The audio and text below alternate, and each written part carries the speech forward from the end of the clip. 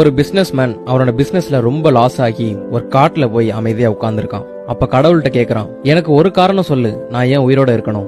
என் வாழ்க்கையில நான் எல்லாத்தையுமே இழந்துட்டேன், இந்த வாழ்க்கையில நான் இனி என்ன பண்ண போறேன்? அப்பதான் ஒரு குரல் கேக்குது. கடவுள் அவன்கிட்ட பேசுறாரு, நான் இந்த பூமியில புல்லோட விதைகளையும் மூங்கிலோட விதைகளையும் ஒரே நேரத்துல தான் விதைச்சேன். ரெண்டையும் நல்லா பாத்துக்கிட்டேன். புல்லு உடனே வளர ஆரம்பிச்சிருச்சு, அந்த நிலம் ஃபுல்லா பச்சை பசேல்னு ஆயிருச்சு. ஆனா மூங்கில் வளரவே இல்ல, ஒரு சேஞ்சுமே அதுகிட்ட இருந்து தெரியல. ஆனா அதை நான் கேர் பண்றதை நான் நிறுத்தல. புல்ல எப்படி பாத்துக்கிறனோ அதே மாதிரிதான் அந்த மூங்கிலையும் பாத்துக்கிட்டேன். ஒரு வருஷம் ஆச்சு, மூங்கில் வளரல. 2வது வருஷம் ஆச்சு, புல்லு நல்லா அடர்த்தியா வளர்ந்துருச்சு. ஆனா மூங்கில்ட்ட இருந்து ஒரு சேஞ்சுமே இல்ல.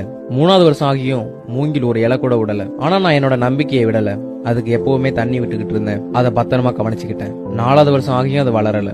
ஆனா 5 வருஷம் கழிச்சு மூங்கில் விதை முளைச்சது.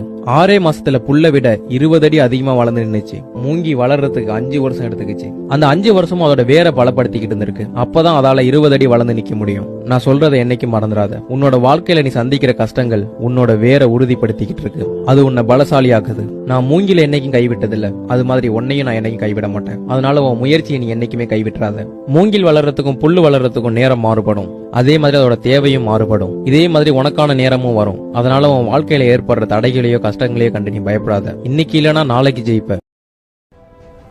நன்றி நன்றி நன்றி நன்றி நன்றி நன்றி.